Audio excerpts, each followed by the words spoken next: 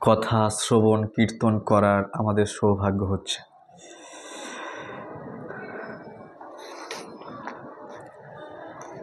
শ্রীমদ্ ভাগবতম পরমহংস সংহিতা। শ্রীমদ্ ভাগবতম পরমহংস সংহিতা। তাই এই শ্রীমদ্ ভাগবত কথা যে শ্রবণ করবে সেও পরমহংস হতে পারবে। অন্য অন্য গ্রন্থ অন্য অন্য সাবজেক্ট হতে পারে, অন্য অন্য বিষয়ে, কিন্তু এই যে সাবজেক্ট আমরা রোজ পড়ছি, যে সাবজেক্টটা নিয়ে রোজ চর্চা করছি, সেই সাবজেক্ট পরমহংসদের জন্য। মুনি নাম অমল আত্মা নাম, বড় বড় মুনি ঋষিদের জন্য, বা বড় বড় মুনি ঋষিরা যে বিষয়ে চর্চা করে আমরা সেই বিষয়ে চর্চা করছি। প্রভুপাদের কৃপাতে আমরা কম সৌভাগ্যবান নয় যে আমরা যে যেখানে থাকি না কেন, বিশ্বের যে যে প্রান্তে থাকি না কেন, তো আমরা প্রভুপাদের কৃপাতে মুনি ঋষিদের চর্চা ঘরে বসেও করতে পারছি।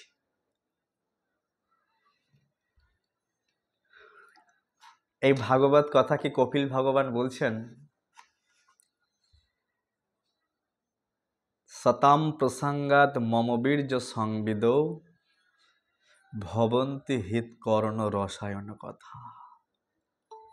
কেউ যখন ভগবানের এই বীরত্বপূর্ণ কথা শোনে, হৃৎকর্ণ, হৃদয় এবং কর্ণ আনন্দিত হয়ে ওঠে। হৃৎকর্ণ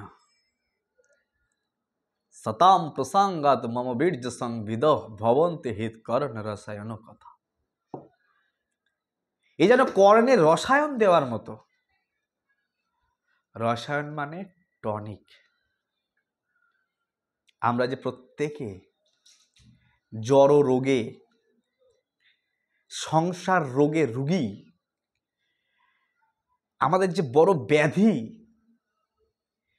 সেই ব্যাধি থেকে কিভাবে বেরিয়ে আসব তার টনিক দিচ্ছেন কে? কপিল ভগবান। তাই যদি আমরা এই টনিক রোজ পান করতে পারি, এই শ্রীমদ্ ভাগবত কথা, তো আমাদের ভবরোগ অবশ্যই সারবে।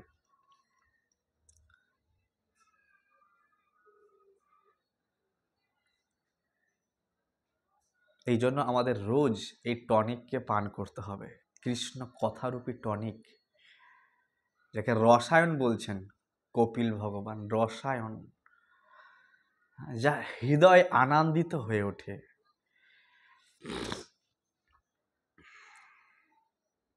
তাই আমাদের প্রত্যেকের সব থেকে মহত্বপূর্ণ, সব থেকে মহত্ব বুদ্ধি দিয়ে এই ভাগবত কথাকে শ্রবণ করা উচিত। যে জীবনের সব থেকে বড় ইনকাম, বড় পাওয়া, বড় প্রফিট আমার এই ভাগবতম।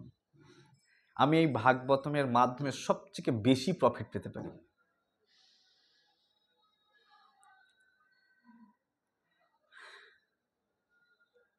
তাই রোজ শ্রবণ করা উচিত ভগবানের কথাকে। নারদ মুনি একটা প্রশ্ন করছেন, আগের দিন পড়াচ্ছিলাম আমি, দেখো কেউ এমন একটা বিল আছে, বিল বা গর্ত আছে, সেখানে তো প্রবেশ তো করতে পারে কিন্তু বেরোতে পারে না কেউ। এক আচার্য বলছেন, যবে থেকে এই জীবাত্মা, যেদিন থেকে এই জীবাত্মা ভগবান থেকে বিচ্যুত হয়ে গেছে, সেই দিন থেকে এই জীবাত্মা এই হৃদয়রূপী বিলে প্রবেশ করেছে। যবে থেকে জীবাত্মা ভগবান থেকে বিচ্যুত হয়ে গেছে ভোগ বাসনার কারণে, কেন বিচ্যুত হয়েছে ভগবান থেকে? প্রতিটা জীব পোষণ করেছে আমিও মালিক হব, আমিও সেই সংসার খেলা খেলব, আর ভগবান সেখান থেকে বিচ্যুত করে দিয়েছেন এখানে। আর সেই দিন থেকেই ওই জীবাত্মা এই জড় শরীরের এই হৃদয়রূপী বিলে প্রবেশ করেছে। আর এই হৃদয়রূপী এই কোথায় থাকে আত্মা? হৃদয়ে, হৃদদেশে। অর্জুন তিষ্ঠতি, অর্জুন আমি কোথায়, এই জীবাত্মা কোথায় থাকে জানো? বলছে হৃদয়ে।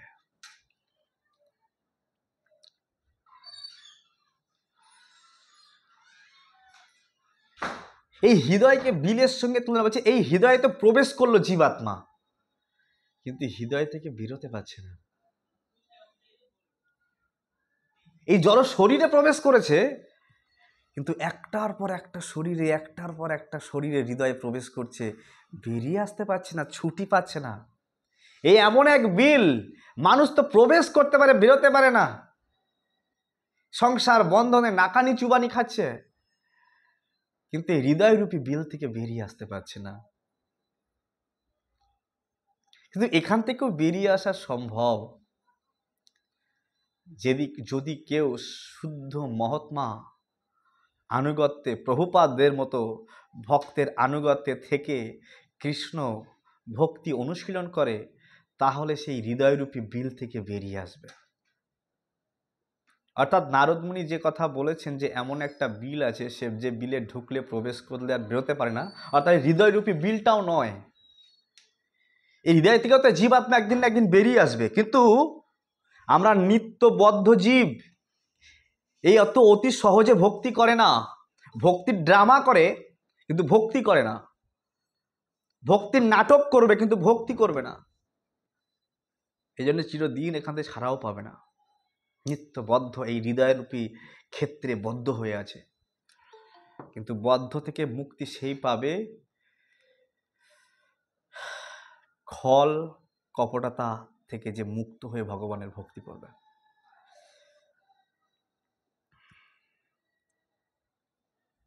শুদ্ধ মহাত্মার আনুগত্যে। কিন্তু ভগবান যে বিলের কথা বলছেন, কেউ যদি সেই ভগবানের ধাম বৈকুণ্ঠে প্রবেশ করে, যদ্গত্তান নিবর্তন্তে তদ্ধাম পরমম মম, তার ধামে যদি একবার কেউ যায়, তাকে আর এই জগতে ফিরে আসতে হয় না। সেই ধামের কথা বলছেন। আমরা কালকে শ্রবণ করছিলাম ভগবানের সেই 25টি তত্ত্ব। তো সমস্ত তত্ত্বের মূল তত্ত্ব হচ্ছে ভগবান, পরম তত্ত্ব হচ্ছে ভগবান।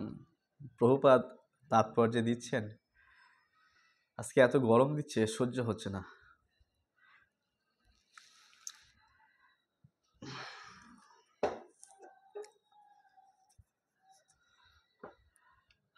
তো যে কথা বলছিলাম, বদন্তি তত্তত্ত্ব বিদস্তত্ত্বম যজ্ঞানম অদ্বয়ম ব্রহ্মতি পরমাত্মা ইতি ভগবান ইতি শব্দ। তো সেই পরম তত্ত্ব,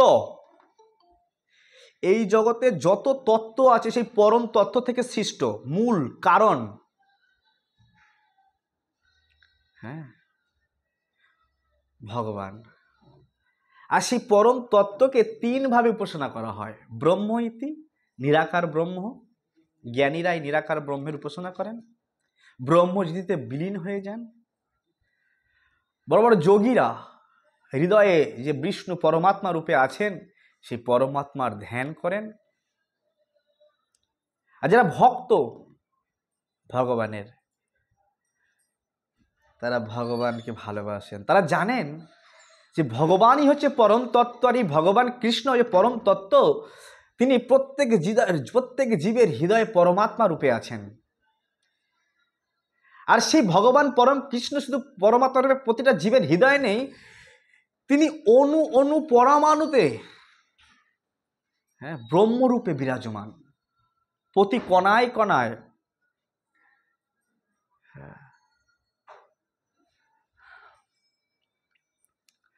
তো সেই ভগবানকে কিভাবে জানা যাবে?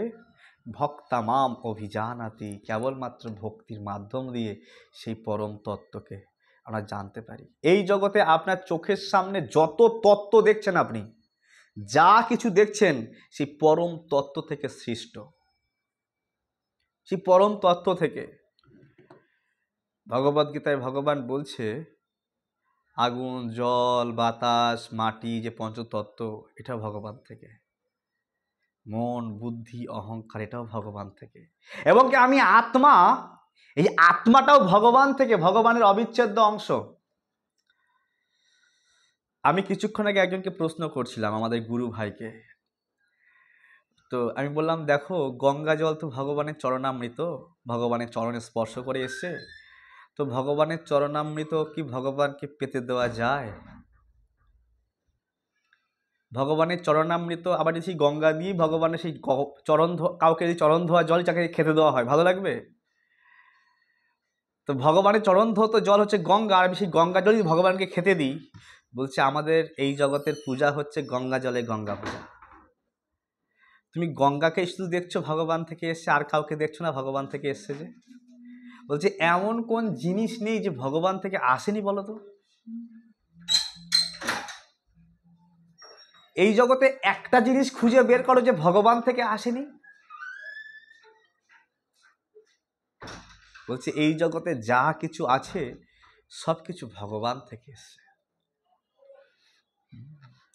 আমরা শপিং মলে যাই, যত দেখছি শপিং মলের যে ম্যানেজার, সে সমস্ত বিভিন্ন রকম আইটেম, বিভিন্ন স্টোর, বিভিন্ন ডিপার্টমেন্ট খুলে রেখেছে, হাজারো আইটেম। আমি যদি বলি এই হাজারো আইটেমের মূল ম্যাটেরিয়ালসটা কে সাপ্লাই করেছে? মূল ম্যাটেরিয়ালস মাটি হচ্ছে মূল ম্যাটেরিয়ালস, আগুন হচ্ছে মূল ম্যাটেরিয়ালস। যদি আপনার থেকে আগুন কেড়ে নেওয়া হয় না, আপনি কোনো কিছু করতে পারবেন না। যদি মাটি কেড়ে নেওয়া হয় আপনার থেকে, আপনি কিছু করতে পারবেন না। যদি বাতাস কেড়ে নেওয়া হয় আপনার থেকে, আপনি কিছু করতে পারবেন না। সৃষ্টি, আপনি কি সৃষ্টি করে দেখাবেন? কি তৈরি করে দেখাবেন? একজনা বাড়িতে নতুন ঘর বানিয়েছে, তো বলছে আমি একটা খাট বানাবো। বোঝার চেষ্টা করবেন, আমি বোঝাবার চেষ্টা করছি যে মূল ম্যাটেরিয়ালসটা কে সাপ্লাই করছে।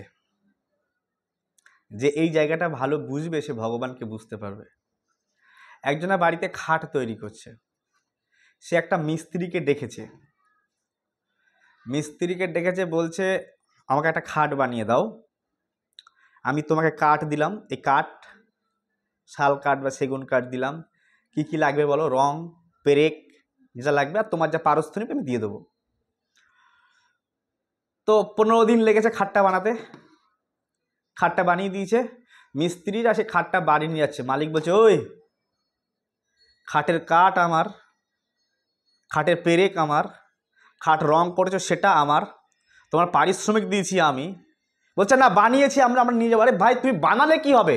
ম্যাটেরিয়ালস কার? সমস্ত ম্যাটেরিয়ালস আমি দিয়েছি, এর উপাদান কারণ আমার। ঠিক তেমনি যেমন ওই মালিকটির খাট, কারণ মালিক সমস্ত মূল ম্যাটেরিয়াল দিয়েছে, ঠিক তেমনি ভগবান হচ্ছে মূল ম্যাটেরিয়াল দিয়েছে। হ্যাঁ, সব কিছু। আপনি জীবনে, দৈনন্দিন জীবনে আপনার যা যা কিছু করছেন, যা যা প্রয়োজনীয়, হয়তো এই পোশাকটা এর দর্জি সেলাই করে দিয়েছে, কিন্তু এই পোশাকটার মূল ম্যাটেরিয়ালস ভগবান দিয়েছে। আমি যে আটাটা খাই, সে আটাটা গণেশ আটা। গণেশ কোম্পানির লোক আটাটা বা গমটা কিনে নিচ্ছে, কিনে নিয়ে ভাঙাচ্ছে, ভাঙিয়ে ও প্যাকেজিং করছে। গণেশ কোম্পানির লোক প্যাকেজিং করে বলছে আমার গণেশ কোম্পানির আটা খুব সুন্দর, আমার সত্যেন্দ্রের ছাতু খুব সুন্দর, খাবেন আপনারা, অ্যাড দিচ্ছে। তো মূল ম্যাটেরিয়ালস কিন্তু গণেশ কোম্পানি নয়, মূল ম্যাটেরিয়ালস ওই গমটা জমিতে হয়েছে, জমিটা ভগবানের, কোনো সরকার তৈরি করেনি জমিটা। এই জায়গাগুলো আমাদের বুঝতে হবে যে মূল ম্যাটেরিয়ালটা কার। ভগবান এখানে বলছেন যে সমস্ত তত্ত্বের মূল কারণ আমি, যত তত্ত্ব আছে মূল সাপ্লায়ার আমি।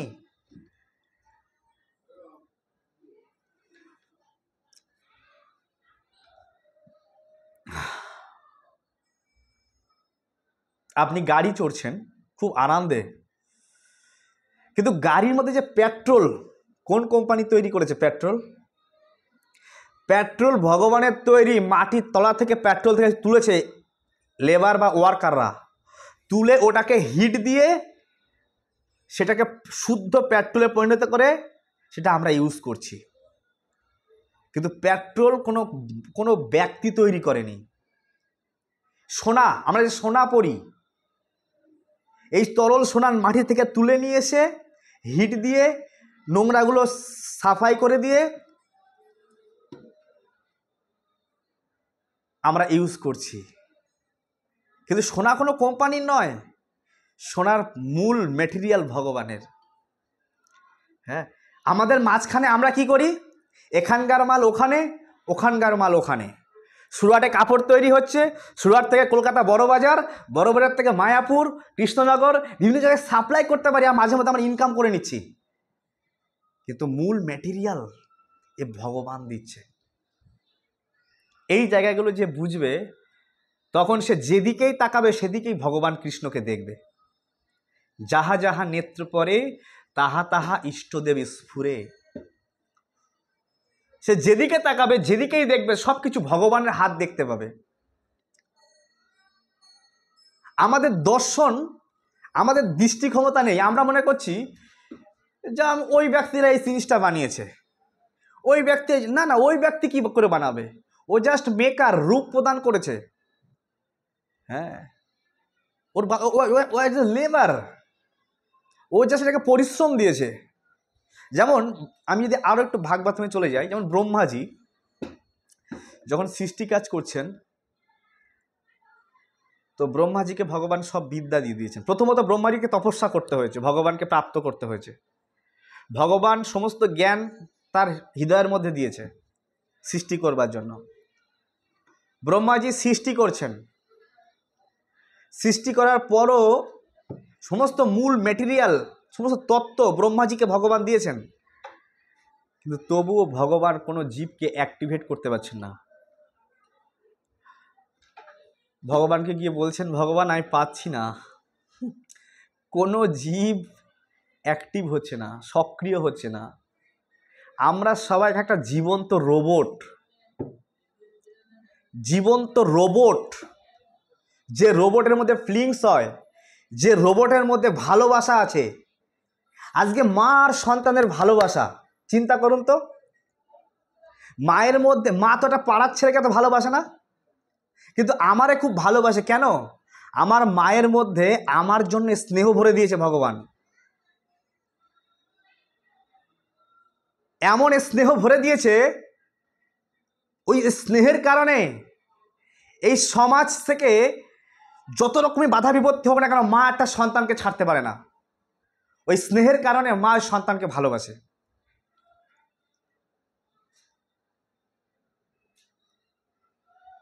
তাই সব কিছু ভগবানের হাতে, সব কিছু, সমস্ত কার্যকলাপ। একটা পশুর মধ্যেও ভগবানের স্নেহ ভরে দিয়েছে, যাতে ওর সন্তানকেও দেখভাল করতে পারে।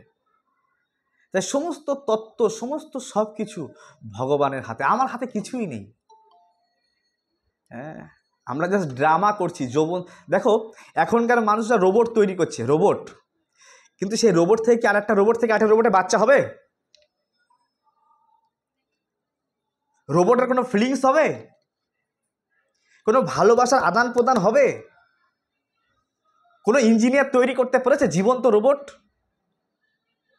কিন্তু ভগবান এমন রোবট তৈরি করেছে, যে রোবটের ফিলিংস আছে, যে রোবটের স্নেহ আছে, যে রোবটের ভালোবাসা আছে, যে রোবট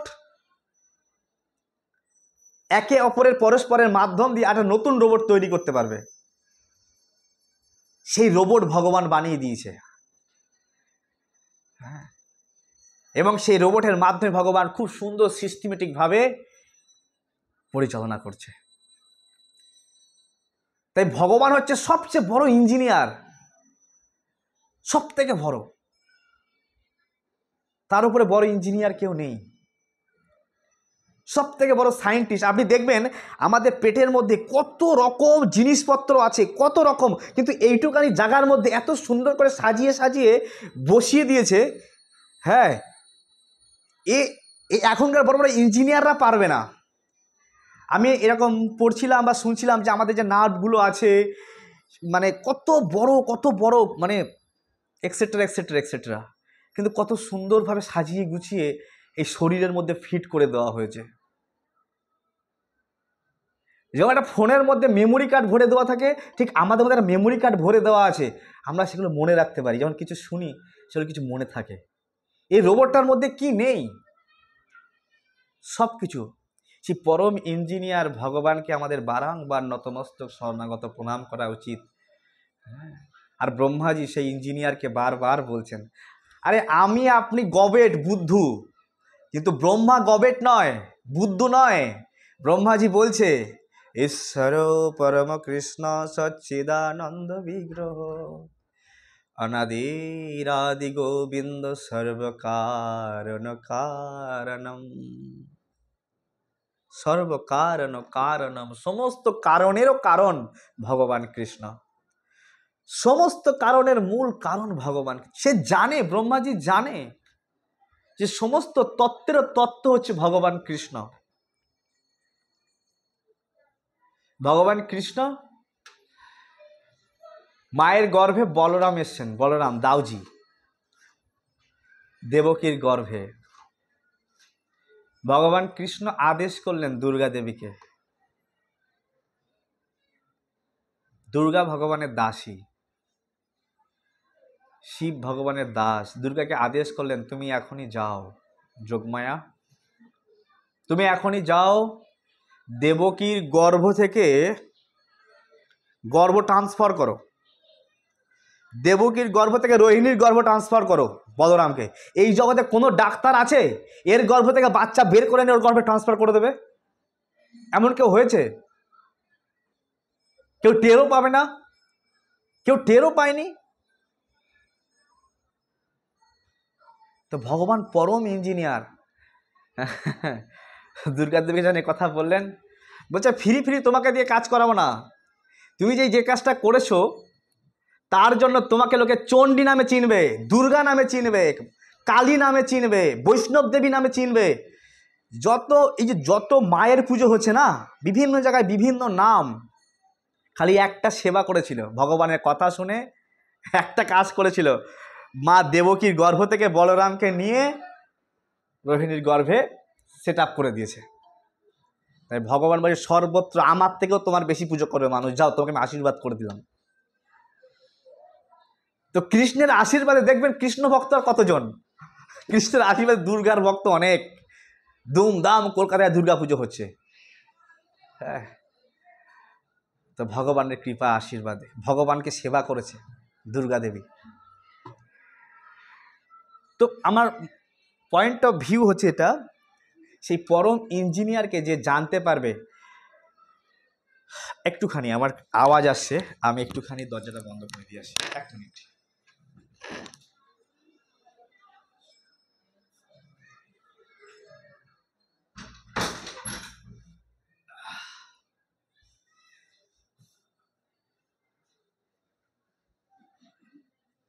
মায়াপুরে বড় বড় ইঞ্জিনিয়াররা এসেছে আইআইটি থেকে, সব ইঞ্জিনিয়ার স্টুডেন্ট। আর পুনে থেকে আমাদের ওই প্রভুটার নামটা ভুলে যাচ্ছি আমি, রাধেশ্যাম প্রভু এসছেন। তিনি একটা শ্লোকের উপরে গীতার, হ্যাঁ, মন বুদ্ধি অহংকার আকাশ জল মাটি 2 ঘন্টা 3 ঘন্টা ধরে প্রবচন করেছে সে বড় বড় ইঞ্জিনিয়ার। তাকে বোঝাবার চেষ্টা করছে যে এই জগতে আপনি কত বড় ইঞ্জিনিয়ার, তার থেকে বড় ইঞ্জিনিয়ার উপরে বসে আছে। এবং সমস্ত ইঞ্জিনিয়ারিং সমস্ত মূল ম্যাটেরিয়ালস আমরা যে ইনকাম করে খাই না, বলি আমি খাটি আর খাই, ভাই তোমার খাটার মতো বুদ্ধি কে দিয়েছে? ভগবদ গীতার মধ্যে বলছেন বুদ্ধি বুদ্ধিমতামস্মি, আমি বুদ্ধিমানদের থেকেও বুদ্ধিমান, আর আমি সমস্ত জীবের মধ্যে বুদ্ধি সাপ্লাই করি। আমরা যে বুদ্ধি দিয়ে পয়সা ইনকাম করে নিয়ে আসি ঘরে, এই বুদ্ধিটাও ভগবান আমাদের মধ্যে ইনভেস্ট করে দিয়েছে। না দিদি দিয়েছে, না দাদা দিয়েছে, না কোনো ইঞ্জিনিয়ার দিয়েছে, বুদ্ধি। এই বুদ্ধির সঞ্চয় কে করেন? দাদা আমি বুদ্ধি জগম, ভগবান বুদ্ধি প্রদান করে। মন বুদ্ধি, অহংকার সব ভগবান সাপ্লাই করেন। এই জন্য আমি যে কিছু করে খাচ্ছি বুদ্ধির প্রভাবে, এটাও ভগবানের করুণা। যদি আমার একটু বুদ্ধির নাটটা একটুখানি ঘুরিয়ে দেয় না, ডাক্তার বলে পাগল হয়ে গেছে, কোথায় ঝাড়খণ্ড না কোথায় পাগলাগাড়োতে ভর্তি করে দাও ওকে, পাগলাগাড়োতে ভর্তি করে দেবে। যদি বুদ্ধির নাটটা ভগবান ঢিলা দিয়ে দেয়। আমরা সে দেখেছিলাম 93 বইয়ে সালমান খান পাগল হয়ে গেছে, পাগলাগাড়োতে দিয়ে দিয়েছে। হ্যাঁ, তো পয়েন্ট অফ ভিউ হচ্ছে সব কিছুর মূল কারণ হচ্ছে ভগবান। বিনা পয়সার দুটো ক্যামেরা দিয়েছে আমাদের চোখ, এটাও ভগবানের দান। সমস্ত অঙ্গ প্রত্যঙ্গের সমস্ত ইন্দ্রিয় দিয়েছে আমাদের, ইন্দ্রিয়ের ফিলিংস দিয়েছে, সব কিছু ভগবান। তাই আমরা সামান্য একটা পেন নিয়ে আমরা যখন কাউকে রিটার্ন করি যে দাদা তুমি পেনটা দিলে একটা ফোন নাম্বার লেখার জন্য, ধন্যবাদ, একটা আমরা নিজেকে শিক্ষিত প্রমাণ করি, জানেন তো। পেনগুলো কোথায় গেল আমার, পেনটা আমি একটা ফোন নাম্বার লিখলাম, আপনার পেনটা আমি রিটার্ন করলাম, দাদা ধন্যবাদ। এই যে এতক্ষণ ধরে আমরা চর্চা করলাম যে ভগবান আমাকে এত কিছু দিয়েছে, আমি তো অনেক কিছু চর্চা করিনি। ভগবান অক্সিজেন দিচ্ছে, ভগবান কত কিছু। এই যে এখন দেখো আমার গরমে আমার জামা পুরো ভিজে গেছে, আমার একটা প্রভু বলছিল আজকে 42 ডিগ্রি টেম্পারেচার আছে, তাহলে এত হট পরিবেশ, কিন্তু ভগবান দেখবে আমার ভক্তরা তো কষ্ট পাচ্ছে, ঠিক আছে আমি কিছুদিন পরে আমি পুরো এসি বানিয়ে দেবো। এসির বিল ভগবানকে দিই, আমি দিই কিনা এসির বিল? দিই না তো। কিন্তু ভগবান কিছুদিন পর বা কিছু 2-4 মাস পরেই ভগবান এই পৃথিবীটাকেই এসি বানিয়ে দেবে। হ্যাঁ, পুরো একদম এয়ার, একদম ঠান্ডা, এত গরম লাগবে না। কিন্তু এখন আপনি এসি নেন বাড়িতে, দেখবেন বিল দেন 1 মাস চালিয়ে, তাহলে বুঝতে পারবেন এসির বিলের ভাড়াটা কত। কিন্তু বিনা পয়সায় ভগবান এসি সাপ্লাই করবে 3-4 মাস পরের থেকে। কিন্তু কেউ ভগবানকে থ্যাংক ইউ দিই, ভগবান এত গরমে ভুগছিলাম, 42 ডিগ্রি টেম্পারেচার, না খেয়ে শান্তি, না বসে শান্তি, না অফিসে গিয়ে শান্তি, না বাসে চড়ে শান্তি। হ্যাঁ, আরে বাসের পাশের লোকটা পর্যন্ত গালি দেয়, যে এরকম হাতটা উঁচু করে হ্যান্ডেল ধরতে হবে, এই বর্দা বন্ধ করো, কাজ থেকে খুব সুন্দর ছেলে বন্ধ করো, তো সে লোকটা পর্যন্ত গালি দিয়ে দেয়। তো পয়েন্ট অফ ভিউ হচ্ছে যে এত প্রবলেমের মধ্যে ভগবান আমাদের এত সুন্দর ব্যবস্থাপনা করে দেয়, কিন্তু কখনো আমরা ভগবানকে থ্যাংক ইউ দিই না। আজকে সনাতন ধর্মের এই জন্য এত কিছু অবমাননা, সনাতন ধর্মের এত কিছু, ধর্মের যেখানে অবমাননা হবে তো মানুষ টিকতে পারবে না। আমি যদি ধর্মকে রক্ষা করি, ধর্ম আমাকে রক্ষা করবে। আমি যদি ধর্মকে রক্ষা করি, আমি যদি আমার ধর্মটাকে পালন করি, তো আমার ধর্ম আমাকে রক্ষা করবে। অর্জুন তার ধর্মকে পালন করেছিল কঠিন থেকে কঠিন পরিস্থিতিতে, আর অর্জুনকে ভগবান সুরক্ষা দিয়েছে। ঠিক আছে, যদি ওরা ধার্মিক না হতো কখনোই ভগবান সাথ দিত না। কিন্তু যুধিষ্ঠির এতটাই ধার্মিক ছিল, তাই যুধিষ্ঠিরের সঙ্গে ভগবান সাথ দিয়েছিল। তাই আমি যদি ধর্মপথে চলি, আর ধর্মটা কি আমার রিয়েল কর্তব্য, যেটা রিয়েল কর্তব্য, সত্যিকারের যে কর্তব্য, সেটাই আমার ধর্ম। এই সত্যিকারের কর্তব্যটা কি, এই শাস্ত্রে বর্ণনা করা হয়েছে। আজ নারদ মুনি সে কথা বলছে, তুমি কি জানো তোমার রিয়েল কর্তব্যটা কি? তুমি সৃষ্টি করতে চলেছ, তুমি ভাবছো আমি সৃষ্টি করব, আমি কিছু একটা হয়ে যাব সৃষ্টি করতে গিয়ে, আমি বিবাহ শাদী করব, সন্তানাদি উৎপন্ন করবো। আরে তুমি জানো কি না জীবন সম্বন্ধে, জীবনের রিয়েল গোল সম্বন্ধে, জীবনের বাস্তবিক কর্তব্য সম্বন্ধে? কিন্তু ওনারা এত ইন্টেলিজেন্ট। দেখো নারদ মুনি যে প্রবচন করছেন এখানে, এই প্রবচন অত্যন্ত স্ট্রং। 10,000 সন্ন্যাসী বানিয়ে দিয়েছে। এ যেমন তেমন কথা নয়, নিজের ছেলেকে গীতা পড়ানো যায় না, আর নারদ মুনি 10,000 দক্ষ রাজার ছেলেকে এই 10টা কোশ্চেনের মাধ্যমে, অ্যান্সারও দেয়নি নারদ মুনি, খালি কোশ্চেন করেছে, 10টা প্রশ্নের মাধ্যমে সন্ন্যাস বানিয়ে দিয়েছে। সন্ন্যাস ধর্ম, ডাইরেক্ট মুক্তিপদ। মুক্তিপ্রাপ্ত। এত ইম্পর্ট্যান্ট এই প্রশ্নগুলি আমাদের জীবনে। বাস্তবে এগুলি ওই দক্ষ রাজার পুত্রের জন্য নয়, এগুলো আমার জন্য। কাদের জন্য এগুলো? আমার না আমাদের? আমি শুনতে পাচ্ছি না।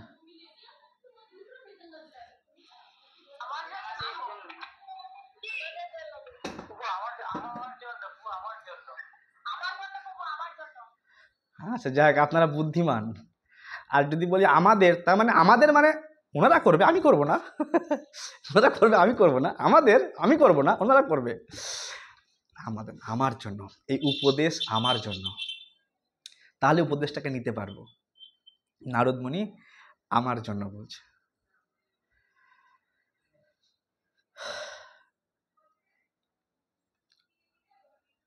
তাই প্রভুপাদ লিখছেন যে কৃষ্ণ ভক্তিতে যুক্ত হওয়াই মানুষের পরম কর্তব্য। মানুষের পরম কর্তব্য হচ্ছে যে কৃষ্ণ ভক্তিতে যুক্ত হওয়া। তুমি যেখানেই থাকো কোনো অসুবিধা নেই, তুমি সেখান থেকেই ভগবানের ভক্তি করো, গীতা ভাগবতম পড়ো আর ভগবানের নাম জপ করো। এই দুটো জিনিস যে ভালো মতো করবে, বিদ্যা আর তপস্যা, এখানে নারদমুনি বলছে দুটো জিনিস দরকার। বিদ্যা, আর বিদ্যা নিতে গেলে কি দরকার? বই দরকার। আমরা তো বিনা বই, এখন বই কিনবো না, আমরা বই দরকার নেই, বই পড়তে হবে। কি বই? ভগবদ গীতা, ভাগবতম, চৈতন্য চরিতামৃত। আর কি? তপস্যা, হরিনাম জপ করব বেশি থেকে বেশি পরিমাণে, সাধু সঙ্গ করব, 4টে নিয়ম পালন করব, তপস্যা। ভোরে ভোরে ঘুম থেকে উঠব। সব থেকে বড় তপস্যা হচ্ছে অলসতা।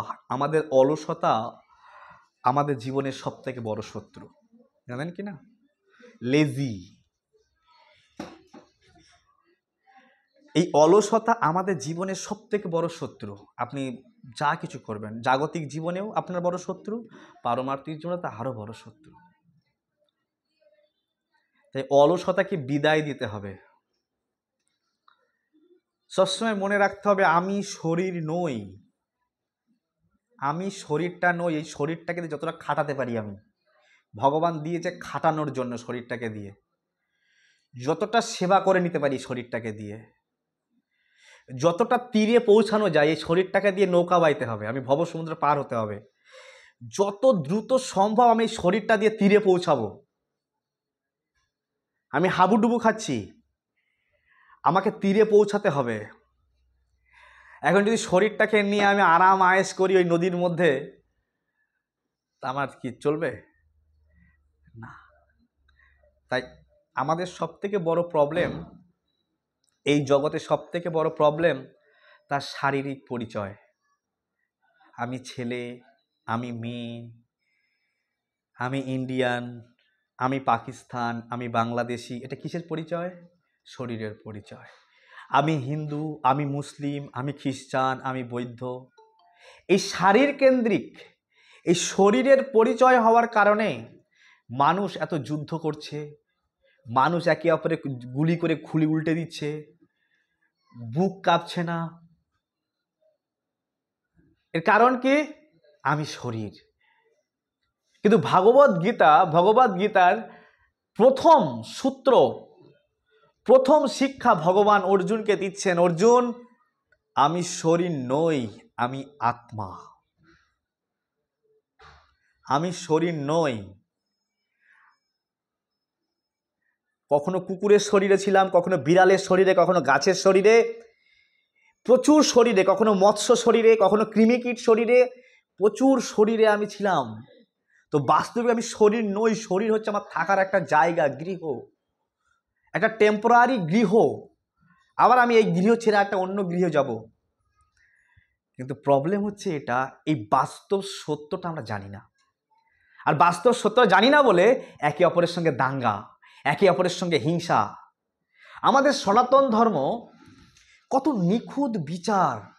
আমি যখন পড়ি আর আমি ভাবি যে ভগবান কত জন্মের সৌভাগ্য যে আমি সনাতন ধর্মে জন্মগ্রহণ করেছি, আর কত জন্মের সৌভাগ্য যে আমি গৌড়ীয় সম্প্রদায়ে এই প্রভুপাদের সোসাইটিতে আমি যদি অত্যন্ত কনিষ্ঠ, অত্যন্ত অধম, আমি অযোগ্য, কিন্তু প্রভুপাদের সোসাইটিতে আমাকে জায়গা দেওয়া হয়েছে। আমাকে শিষ্যরূপে গ্রহণ করেছে আমার গুরুদেব। আর যার অশেষ অনুকম্পাতে আমি গীতা ভাগবতম পড়তে পারছি, বুঝতে পারছি। বলছে প্রাণী মাত্রে উদ্বেগ না দিবে।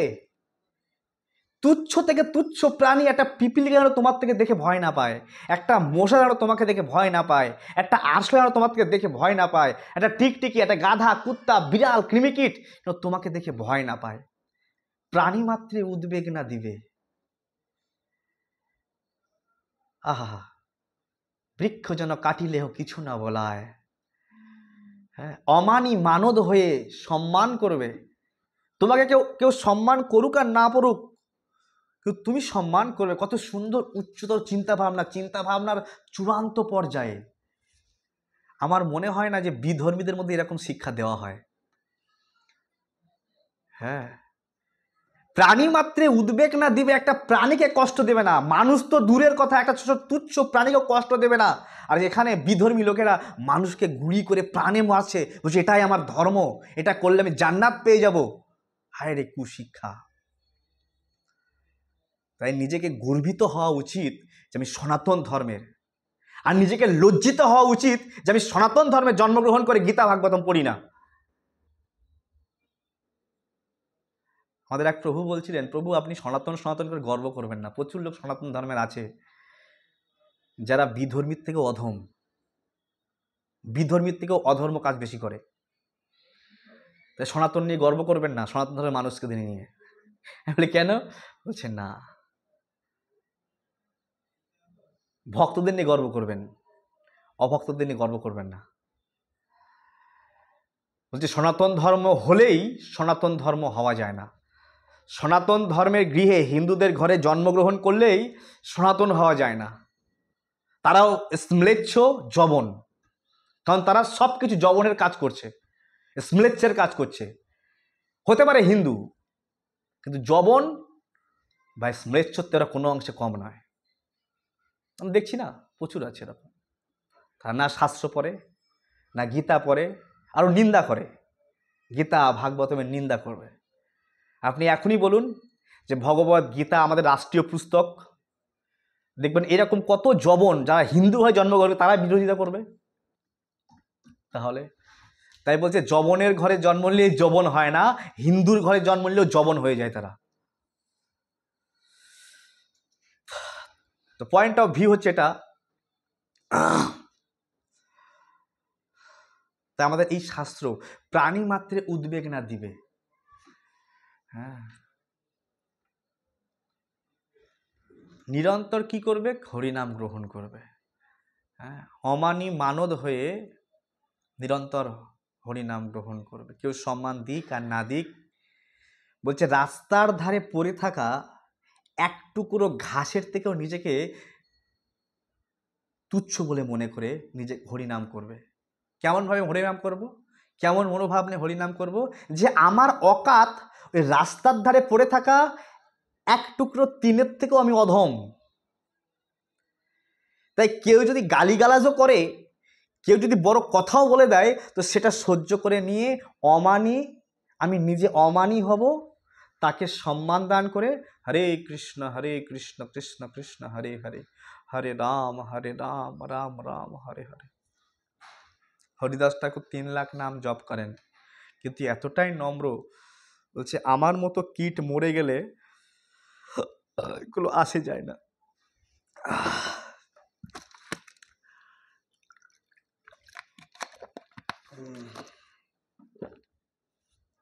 মহাপ্রভু বলছে হরিদাস তুমি 3 লক্ষ নাম জপ করছো, তোমার মাধ্যমে প্রচার করছি, তুমি নামাচার্য, তুমি নামের আচার্য, জগৎবাসী তোমাকে দেখে শিখবে, নামের প্রতি আস্থা হবে, নাম ভজন করবে।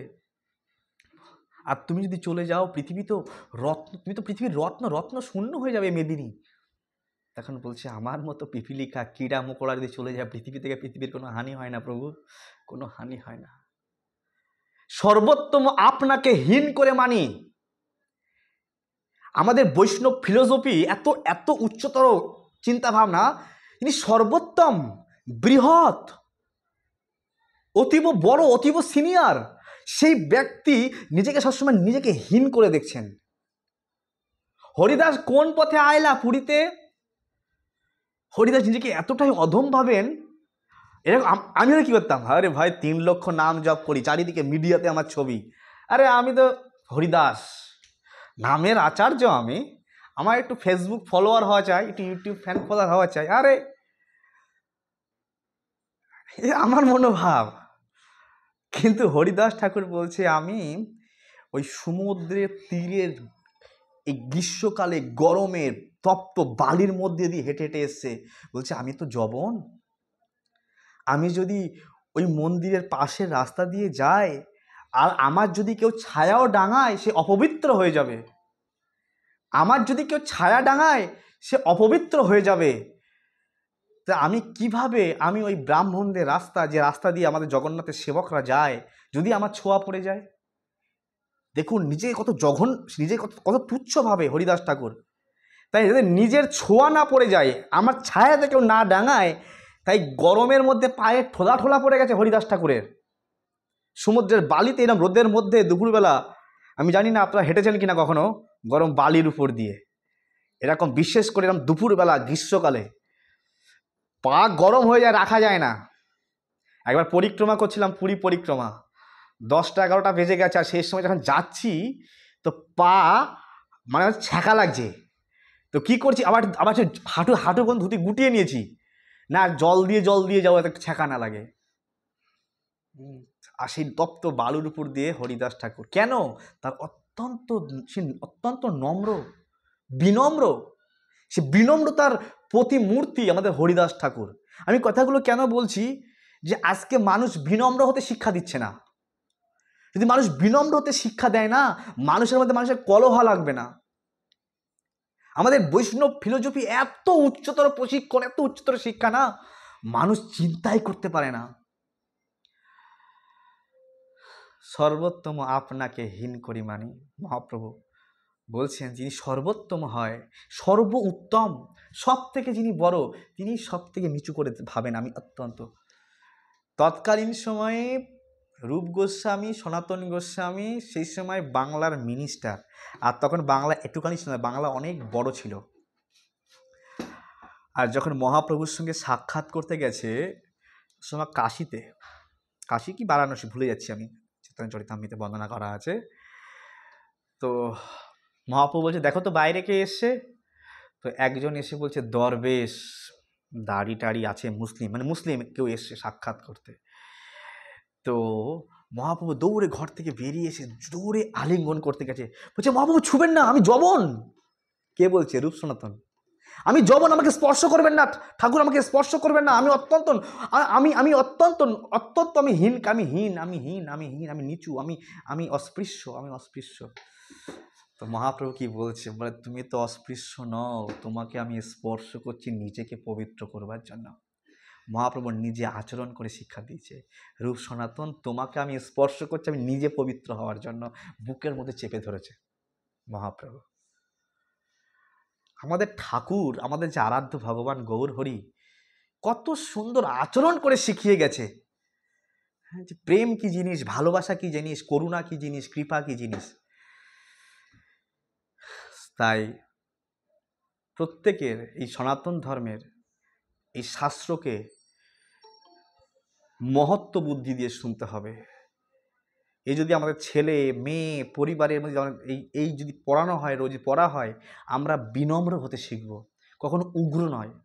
বিধর্মীরা উগ্র, ওদের মধ্যে কোনো নলেজ নেই, শরীর কেন্দ্রিক ওদের চিন্তা ভাবনা, হ্যাঁ, পশু স্তরের চিন্তা ভাবনা বিধর্মীদের। তাই ওরা জীবকে হত্যা করতে ভয় পায় না। আর এখানে বলা হচ্ছে একটা জীব যেন তোমার থেকে ভয় না পায়, একটা পাখি যেন তোমাকে ভয় না পায়। প্রাণী মাত্রে উদ্বেগ, উদ্বেগ মানে টেনশন দেবে না কাউকে। আমাদের টেনশন দিতেই না করছে, আর ওরা তো মানুষ মেরে উড়িয়ে দিচ্ছে। তাহলে কত ফারাক চিন্তা ভাবনার। তাই শাস্ত্র পড়তে হবে। শুধু বিধর্মী বলে নয়, আমাদের ধর্মেও আছে বড় বড় রামদা নিয়ে ঘোরে, ঠিক আছে, যারা তাদের বুক কাঁপে না মানুষ হত্যা করতে। এ কোনো বৈষ্ণবীয় কোনো সনাতন শিক্ষা নয়, এ প্রত্যেকের জন্য। হ্যাঁ, জাতি ধর্ম বর্ণ নির্বিশেষে ছিল। প্রভুপাদ বলছেন প্রত্যেকের জন্য এই সনাতন ধর্ম। আজ থেকে 2000 বছর আগে খ্রিস্ট ধর্ম এসছে। 2000 বছর আগে ছিল না ধর্ম? কোন ধর্ম ছিল? সনাতন ধর্ম। আজ থেকে 1500 থেকে 1600 বছর আগে মুসলমান ধর্ম এসছে। তার আগে মুসলমান ছিল না, সব সনাতন ছিল। আর সনাতন ধর্ম নিত্য নবীন চিরন্তর, তার কোনো সাল নেই। যত ধর্ম টুকিটাকি ধর্ম যা আছে সব এই কারোর বয়স 50, কারোর 100, কারোর 500, কারোর 1000, কারোর 1500। কিন্তু সনাতন ধর্মের বয়স লাখ লাখ করোড়ো করোড়ো বছর, কেউ জানেই না কত বছর, কত কত নবীন, কত পুরানো। এই জন্য আমাদের অবস্থা হচ্ছে আপন ধন বিলাই দিয়ে পরের দুয়ারে ভিক্ষা মাগি। প্রভুপাদ বলছেন যে ভারতবর্ষের এত সম্পদ আছে, এডুকেশন আছে, কিন্তু ভারতবর্ষের মানুষ পড়ে না। এরা ভিক্ষা চায় পরের দুয়ারে গিয়ে, বিদেশে গিয়ে ইনকাম করার চিন্তা ভাবনা করে। একটু ভিক্ষা দাও, একটা কাজ দাও, নকর বৃত্তি দাও, আমি চাকর বৃত্তি করব, চাকরি করতে এসছি তোমার এখানে। হ্যাঁ, ওরা নকর বৃত্তি গ্রহণ করে বিদেশে গিয়ে। কিন্তু ভারতবর্ষে যা এডুকেশন, যা শিক্ষা আছে, আজকে সারা পৃথিবী ভারতবর্ষের এই ফিলোসফিকে গ্রহণ করছে, বৈষ্ণব ফিলোসফি, এই শিক্ষাকে গ্রহণ করছে তারা। আর তারাও প্রয়াস করছে আমিও বৈষ্ণব হব, এরকম বিনম্র হওয়ার প্রশিক্ষণ গ্রহণ করছে।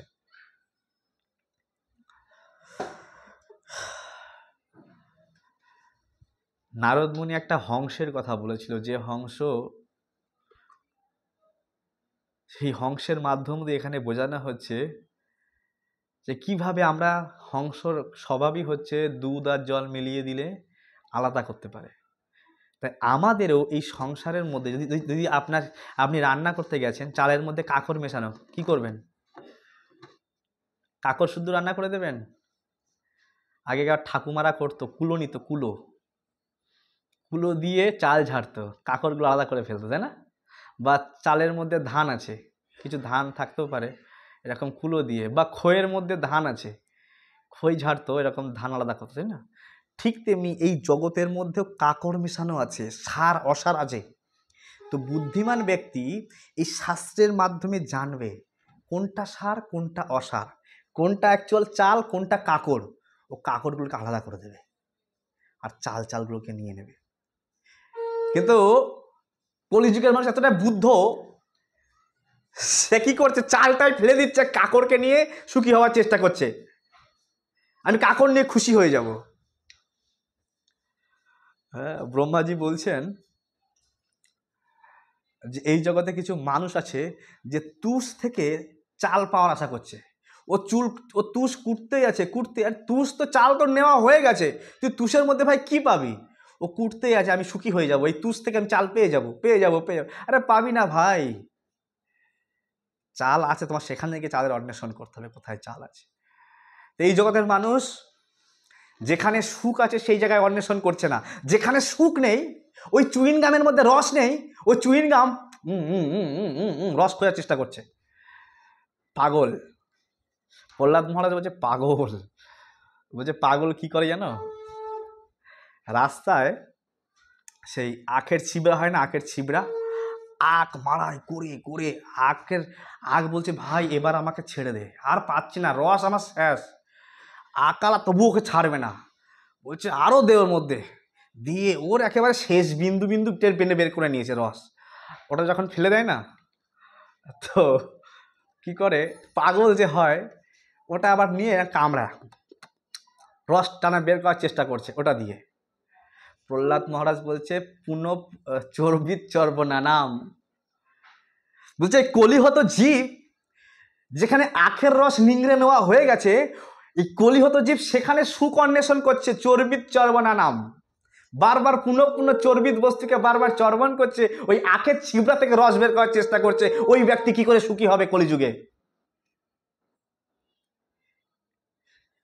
যে ভগবানের নাম, যে ভগবানের কথায়, ভগবানের সেবায় সুখী হওয়ার, যে সাধু সঙ্গে সুখী হওয়ার নির্দেশ দেওয়া হয়েছে, সেখানে না গিয়ে ওই ছিবড়ার মধ্যে, ওই সংসার রূপী ছিবড়া,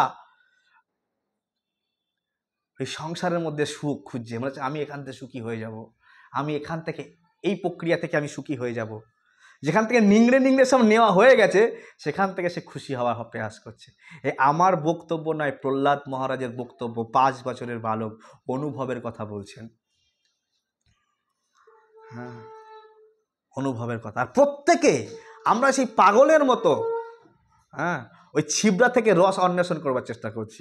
যে সংসারে আজ পর্যন্ত কেউ খুশি হয়নি, আমার বাপ খুশি হয়নি, আমার ঠাকুরদা খুশি হয়নি, তার বাপ খুশি হয়নি, শাহজাহান এসে সে খুশি হতে পারেনি, হ্যাঁ আলেকজান্ডার এসে সে খুশি হতে পারেনি। আপনি ইতিহাস ঘাটুন, কে খুশি হয়েছে? ভেবে দেখো ইতিহাস আলোচনে কত আসরিক দুরাশয়, কতজন এসেছে কতজন চলে গেছে, ইতিহাসের পাতায় রয়ে গেছে, তারা কেউ সুখী হতে পারেনি। ঠিক কি না? কেউ সুখী হয়েছে? কিন্তু আমরা সেই সংসারে সুখী হওয়ার প্রয়াস করছি। তাই যদি সুখী হতে হয় কি করতে হবে? কোনটা বন্ধনের কারণে হংসের মতো বিচার করতে হবে, কোনটা আমার বন্ধনের মধ্যে ফেলে দিচ্ছে, কোন কর্ম আমার মুক্তির মধ্যে ফেলে দিচ্ছে। তাহলে সে বাছাই করবে কাকরের মতো যে আমি বন্ধনযুক্ত কাজে যুক্ত হব না, আর আমি মুক্তির জন্য উপায় বিশ্লেষণ করব, আমি মুক্তির জন্য আমি প্রয়াস করব। সে হংসের মতো বিচক্ষণ হবে। এর নারদ মুনি করেছেন, আর ওই বাচ্চারা বুঝে গেছে যে আমাদেরকে এই কথাই বলতে চাইছে এই হংসের মাধ্যম দিয়ে।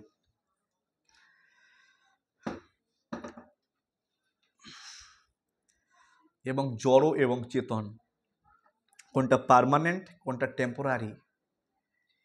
যাহা রাখি বারে চাই তাহা নাহি থাকে ভাই। আমি আমার স্বামীকে আঁকড়ে ধরে রেখে দেব, থাকবে? থাকবে না। একদিন আমার ঠাকুমা আমার দাদুকে কত আঁকড়ে রাখার চেষ্টা করেছে, ঠাকুমার আগে দাদু চলে গেছে। আমরা চেষ্টা করছিলাম আমার ঠাকুমাকে আঁকড়ে ধরে রেখে দেব, ঠাকুমা তুমি যাবে না, আমার ঠাকুমাও আমাদের রেখে চলে গেছে। এখন চেষ্টা করছি বাবা মাকে আঁকড়ে ধরে রেখে দেব, একদিন আমার বাবাও থাকবে না, একদিন মাও থাকবে না। আমার সন্তান চেষ্টা করে বাবা আমি তোমাকে আঁকড়ে ধরে রেখে দেব, একদিন আমিও থাকবো না। তাই যাহা রাখি বারে চাই তাহা নাহি থাকে ভাই, অনিত্য সবই বিনশ্বর। সব অনিত্য, কিছু সময়ের জন্য প্রকাশ হয়েছে আবার চারিদিকে বিলীন হয়ে যাবে। এই যে কথাটা, এটা যে উপলব্ধি করতে পারবে সে কৃষ্ণ ভক্তি করবে। আর যার কানের এপাশ দিয়ে বেরিয়ে যাবে, আর ভাই টাইম পাস, প্রভু বলছে একটু শুনছি টাইম পাস, তো আয়ারাম আর গায়ারাম টাইম পাস তো ভালো, টিভি দেখার মতো হয়েই যাচ্ছে, প্রভু বলছে। আর আয়ারাম গায়ারাম না হয় এই কথাগুলো যে ভাই এনি টাইম আমার টেরোরিস্ট রাখতে পারে এখানে বন্দুক, মিনিটের মধ্যে একটা গুলি চললেই নিতাই গৌর সীতানাথ প্রেমানন্দে। এনি টাইম আমি হরিনামের মালা নিয়ে রেডি, আমার মেশিন জ্ঞান রেডি, হরে কৃষ্ণ আমিও গুলি ফায়ারিং করতে থাকবো, হরে কৃষ্ণ কৃষ্ণ কৃষ্ণ হরে হরে, হরে রাম রাম রাম হরে হরে। বোঝা গেল? বুদ্ধিমান জীব সবসময় মৃত্যুর জন্য প্রস্তুত থাকবে, তা না হলে এই জগতে কোনো কিছুই, কারণ এটাই নিত্য, এটাই মুক্তির কারণ। এই যেখানে প্রশ্ন করেছেন, এটাই মুক্তির কারণ, এটাই চেতন নিত্য, আর সব অনিত্য, আর সব জড়। এগুলো যে বুঝতে না পারবে সে আয়ারাম আর গ্যারাম, আইলাম আর গেলাম, বলে আমার আসা যাওয়া সার হলো, আমার আসা যাওয়াই সার হয়ে যাবে। তো যাই হোক,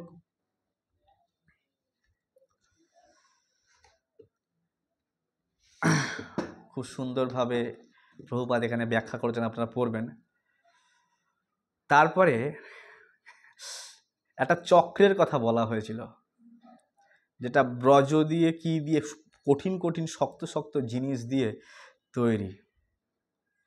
সেই ব্রজটা ছিল কি, যেটা খুর দিয়ে ব্রজের দ্বারা নির্মিত, সেটা হচ্ছে কালের গতি। কাল মানে সময়।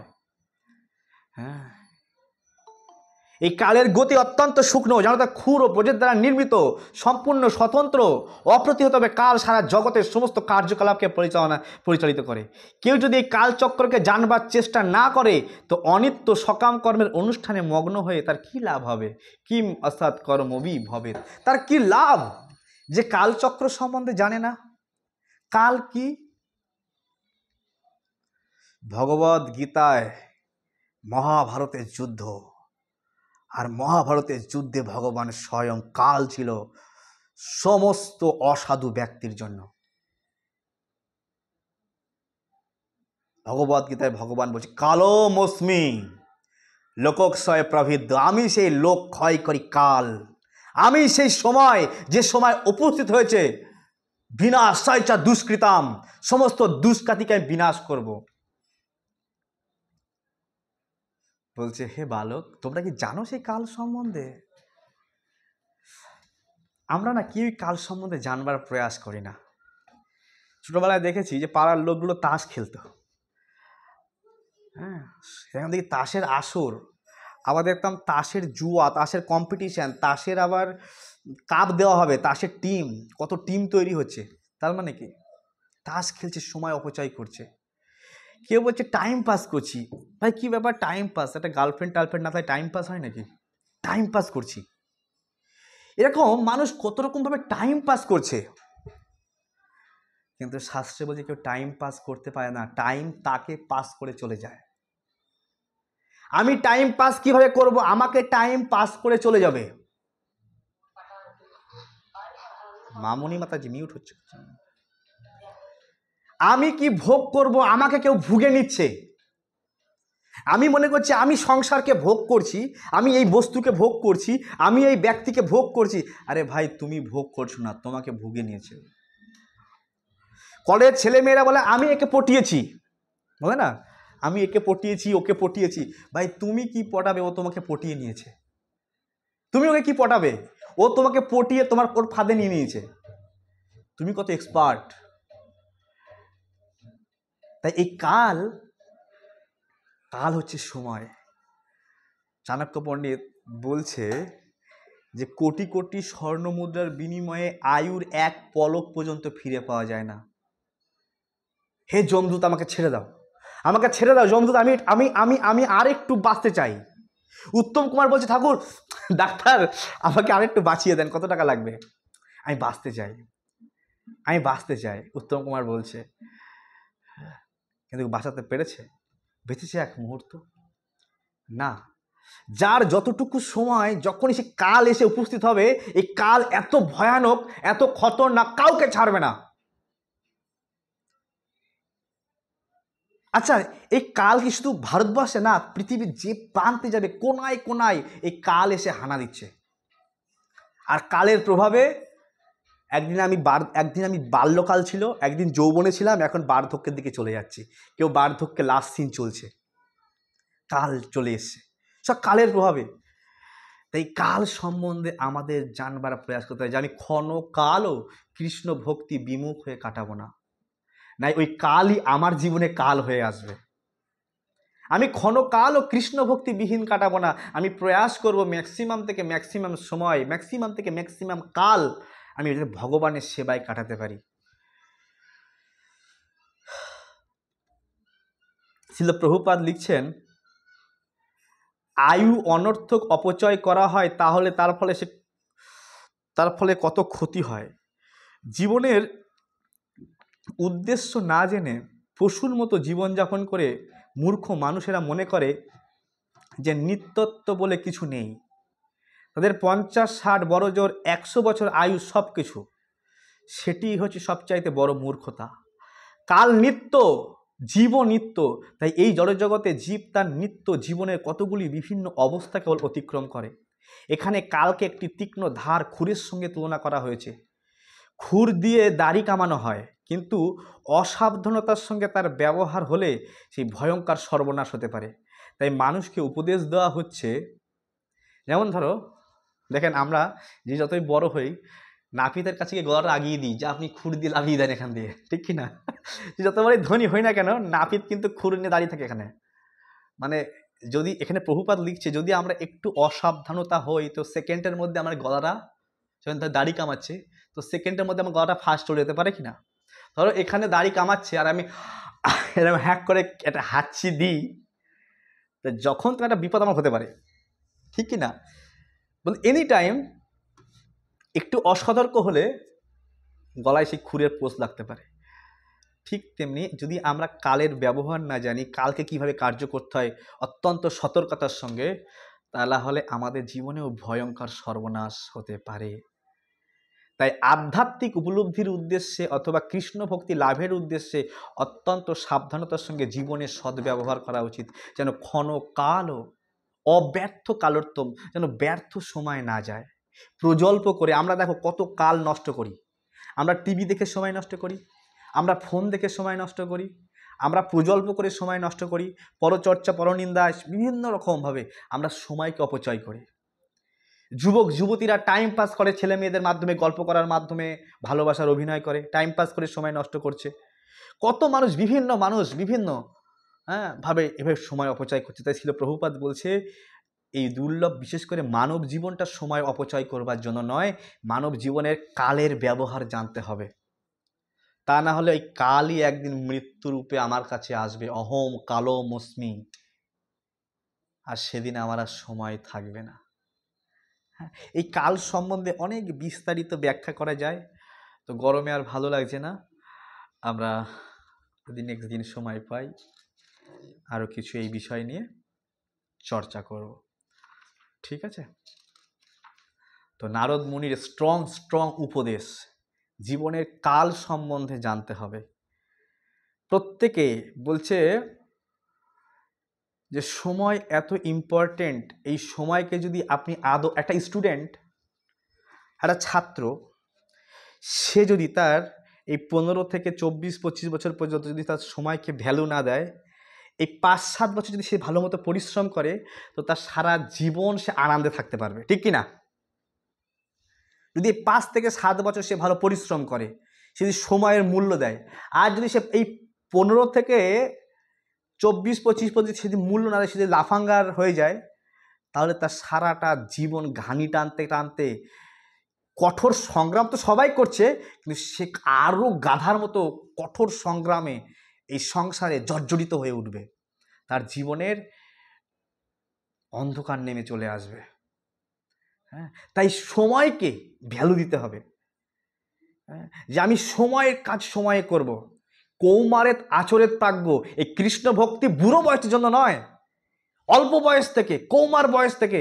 তো আমার কত সময় চলে গেছে, আর যতটুকু সময় আছে আমি যেন ব্যর্থ নষ্ট না করি, আমি যেন প্রয়াস করি হরে কৃষ্ণ কৃষ্ণ কৃষ্ণ হরে হরে, হরে রাম রাম রাম হরে হরে। আমাদের কথা বলার কত দক্ষতা আছে। আরে আমি যদি ভালো কথা বলতে পারি কাউকে, আমি আমার এই ভাগবতম নিয়ে কথা বলবো, যে ভাই আপনার কাছে কি ভাগবতম আছে? ছিল প্রভুপাদের ভাগবতম, কত সুন্দর সহজ সরল তাৎপর্য, একদম লিকুইড করে জুস বানিয়ে দিয়ে গেছে। আপনার কাছে আছে কি? আপনারা ভাগবতম রাখুন, দেখুন আপনার সংসারে মঙ্গল হবে। যতটুকু আমার দক্ষতা আছে, ততটুকু ভাগবত কথা শুনছি, এভাবে আমাদের দক্ষতা কাজে লাগাতে হবে, প্রচার করতে হবে সময় থাকতে থাকতে, না কৃষ্ণের সৈনিক, কিছু পরিশ্রম সংসার থেকে বাঁচিয়ে আমি আমার ভগবানের সেবায়, নাই তো দিন রাত গাধার মতো পরিশ্রম নিংড়ে নিংড়ে দিচ্ছি সংসারের মধ্যে। কিছু পরিশ্রম তো ভাই ভগবানের জন্য বাঁচিয়ে রাখো, ভগবান এত এনার্জি দিয়েছে। যদি কিছু এনার্জি ভগবানের সেবায় খরচ না করি, দুটো কথা ভগবানের সেবায় খরচ না করি, ভাই কোন খাতে খরচ করব? নিজেকে কোন খাতে খরচ করব আমি? আপনার বারুদ খরচ হয়ে যাচ্ছে, জীবনের বারুদ, আপনার বারুদ আপনি কোথায় খরচ করবেন? কিছু এনার্জি এই কৃষ্ণ ভক্তি প্রচারের কাজে। কৃষ্ণ ভক্তি করব আর কৃষ্ণ ভক্তি প্রচারের কাজে পরিশ্রম করব, কিছু বারুদ আমি এখানে খরচ করে যাবো ভগবানের সেবায়। নাই তো সংসারে তো সব দিচ্ছি, গাধা হয়ে গেছি এক একজনা। হ্যাঁ, তাই এটাকে উপলব্ধি করে আমাদের কৃষ্ণ ভক্তিতে প্রোগ্রেস করতে হবে। Chant Hare Krishna and be happy. জয় শ্রীল প্রভুপাদ। প্রত্যেকে প্রয়াস করবেন এই প্রভুপাদের এই আন্দোলনকে যাতে আরও বর্ধিত হয়, প্রত্যেকের মাঝে গীতা ভাগবতম পৌঁছে দেবেন। আপনাকেও এই জিম্মেদারি, এই দায়িত্ব নিতে হবে যে কিভাবে আমি আমার এলাকায় কৃষ্ণ ভক্তি প্রচার করব, কি করে প্রতি ঘরে ঘরে গীতা পৌঁছাবো, কি করে প্রতি ঘরে ঘরে জপমালা পৌঁছাবো। এ দায়িত্ব আপনার না প্রভু, এটা আমাদের। আমাদের মানে আমি না, আপনাদের। আমি যদি ভাবি এটা আপনাদের, আমার না, এরকম নয়।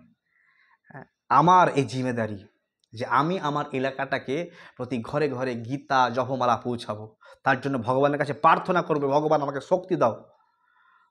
আর আমি প্রয়াস করব। আমি যদি প্রয়াস করি, ভগবান বলছে যে ভক্ত আমার প্রচার কার্যে প্রয়াস করে, আমি তার নিজের সঙ্গে যাই, তার হৃদয়ে, তাকে গিয়ে আমি সাপোর্ট দিই প্রচার করবার জন্য। আর আমার ভক্ত যে কথাগুলি বলে না, বলে আমার ভক্ত যে কথাগুলি বলে প্রচার করবার জন্য, তো ভগবান বলছেন আমার পদরেণু মিশ্রিত, এই কৃষ্ণ কথা আমার পদরেণু মিশ্রিত হয়ে বাতাসে উড়তে উড়তে তার কানের মধ্যে দিয়ে হৃদয়ে পৌঁছায়, ওই কৃষ্ণ পদরেণু মিশ্রিত কৃষ্ণ কথা। তো আপনি যখন বলবেন এই ভাগবত গীতার কথা, তো কৃষ্ণ বলছে আমি হৃদয়ে থাকি তার, যে প্রচার করে, তো সেখান থেকে আপনার বলির মাধ্যম দিয়ে তার কানের ভিতরে, তার হৃদয়ে সেই কৃষ্ণের পদরেণু পৌঁছাবে, আর তার হৃদয় পরিবর্তন হবে। তাই প্রত্যেকে একজন জিম্মেদারি, একজন দায়িত্ববান, যে আমিও দায়িত্ব নেব, প্রচার করব, কতটুকু সামর্থ্য আছে গুরু প্রভুপাদের কৃপা আর কৃষ্ণের কৃপা নিয়ে দেখবেন আপনি আনন্দ পাবেন, ভগবানের ভক্তিতে অনেক অগ্রসর হবেন এবং দুর্লভ মানব জীবন সার্থক হবে। জয় শিল প্রভুপাদ। গ্রন্থরাজ শ্রীমদ্ ভাগবতম কি, যে কারোর কোনো প্রশ্ন থাকে, কারোর কোনো কিছু বলার থাকে, বলতে পারেন।